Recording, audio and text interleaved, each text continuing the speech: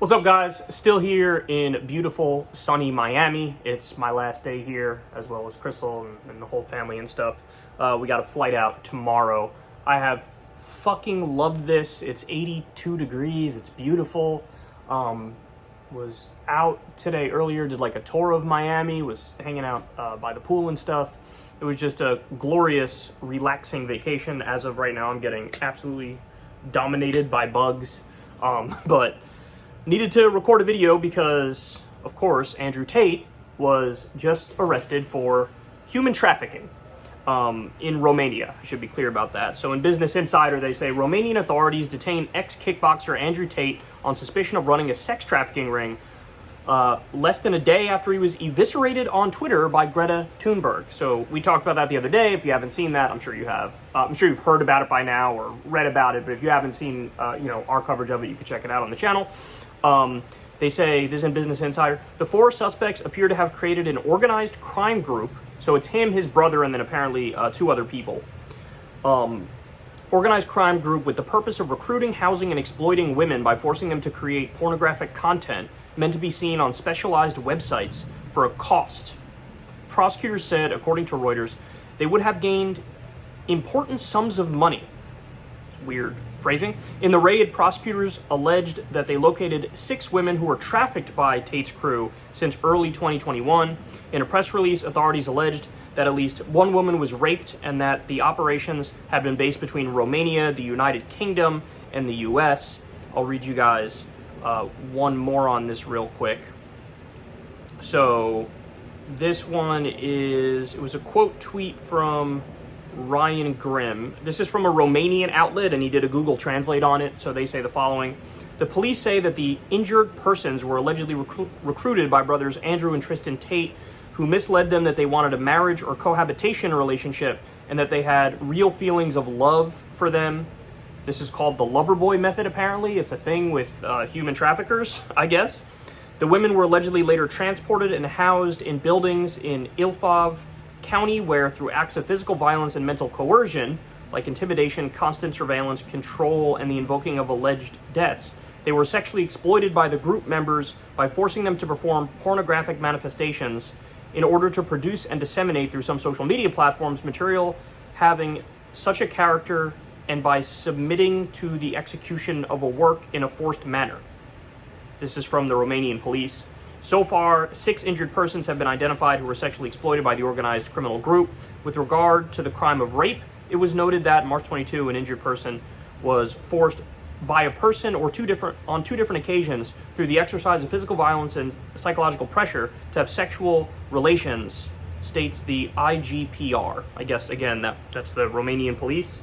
This is a wild story. I should also note that, Romanian special forces were involved, and apparently when they, broke into his place, there were all sorts of, firearms that were there, and Romania has relatively strict firearm laws, so, there may even be some charges on that front. And we just got the news not too long ago that they're going to keep him for at least 30 days in custody. Now, the reaction to this has been, it's been something. So I see a lot of conservative types just being contrarian, like a very default contrarian, well, this guy was going after the elites and that's why they're going after him. Something smells fishy about this. It's like, oh, the day after he got into a back and forth with Greta, who's beloved by the elites, all of a sudden he's arrested on human trafficking. Suspicious. And look, nobody knows what happened. So taking the agnostic perspective is probably the correct perspective at the moment. We'll see what happens in a court of law. But the knee-jerk contrarianism is so fucking annoying, especially because these are the same people who I think correctly were obsessed with Jeffrey Epstein and his criminal pedophile ring. This guy was the CEO of Elite Sex Crimes Incorporated. And, a lot of people on the right and a lot of people on the left were sort of obsessed with this story because it shows that there are powerful people in high places who do fucked up things, and they kind of get away with it. And of course, I've never seen a poll on this, but my guess is a very strong chunk of the country does not think that he killed himself, that Jeffrey Epstein killed himself. But the same people who I care so much about, like, the sex crimes and we got to stop the elites, now we get an arrest over sex crimes, and it's like, well, no, I like that guy, so I think it's all like fake and he pissed off the elites or whatever. I mean, come on. And again, these are the same people who they get obsessed with the LGBTQ types are groomers, bro. These teachers are like grooming kids. And we need to stop that. We need to stop that by any means necessary. It's like these vague accusations against an entire community of people, the LGBTQ community. But again, now you have an arrest, which, by the way, means there's some evidence of guilt, right? Or else they wouldn't have arrested him in the first place. You have an arrest, and they're like, I don't know, bro, but I think he's pissed off a lot of people. He's helping a lot of people escape the Matrix. So my contrarian take is, he's a victim here. No.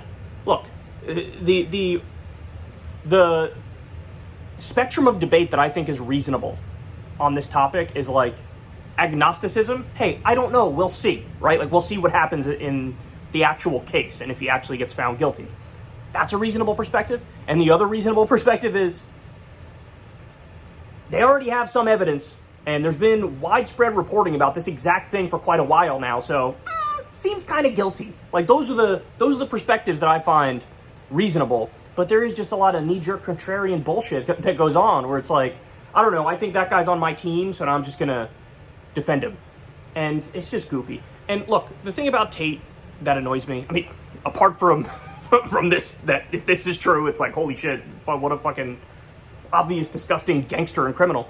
But the thing about him that annoys me is that he's such like a caricature of the like overly machismo man.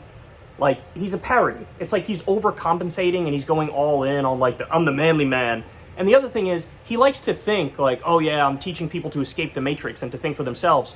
But the values that he pushes are so it's a reinforcement of the dominant ideology in society, right? So like the typical gender roles, like there's a man and there's a woman, and the man is aggressive and earns the money and the woman is passive and subservient. Like, that's what he teaches. And it's all like capitalist consumerism. Like, look, yeah, I got my Versace fucking robe on, and I got my Bugatti, and I got my 33 cars. And it's like, dude, you want to be that person? Totally fine. Like, do your thing. It's a free country, right?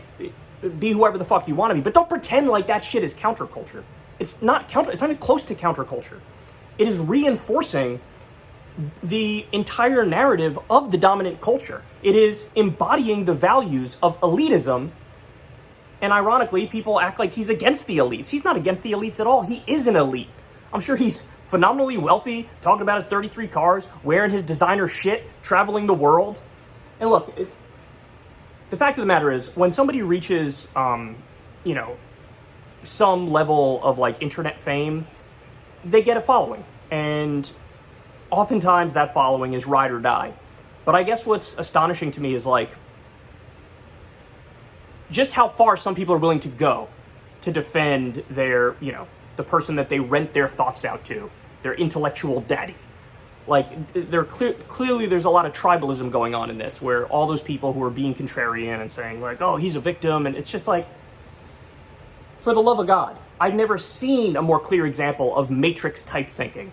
He's accused of this crime, and there's already some evidence of it, and people are like, I think it's all fake. Again, the spectrum of debate that I think is reasonable.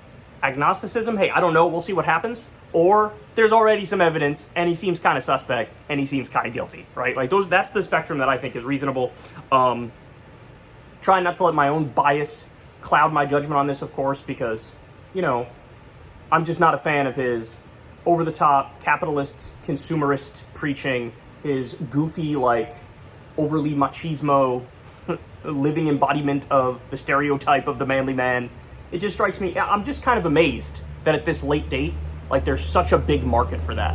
And I guess in some ways you could say that's a failure of the left. Like, the left needs to demonstrate for young men that, like, hey, there is a place for you on the left, and we understand that you have your own struggles and you're hurting, and we're going to show you a healthy way to navigate that.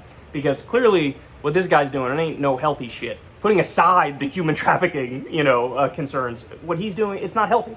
What he's teaching people is not healthy. It's actually really, really stupid. Like I said, it reinforces the dominant ideology and culture, capitalist consumerism, rigid gender roles, etc. And so, anyway. Oh, by the way, final point. I don't think this has anything to do with Greta Thunberg. Like, the original speculation, there was a tweet that went viral that said, like, oh, they found a pizza box. When he did a video response to Greta, after he got annihilated by her, there was like a pizza box on the table and there's a QR code, and if you scan the QR code, it goes to like a pizza place in Romania or some shit, and that's how the authorities figured out, hey, he's in Romania. It turns out that's not the case. Then the Romanian police have come out and said, no, that's not how we found out. He's been posting on social media for the past however long that he's been in Romania, so they knew he was in Romania, and this is a case that they've been working on for like a long period of time. So it's all coming to a head now. We'll see what happens. We'll see what happens with the case. I mean, my gut instinct, it's probably too early to say, but my gut instinct at this point is he's in real serious trouble. He's in real serious trouble. Because it just so happens, the crimes he's accused of committing sound exactly like the kinds of crimes that would be committed by somebody who's trying to embody the role that he's embodying. So anyway, there you have it. Andrew Tate in serious trouble in Romania. We'll see what happens from here.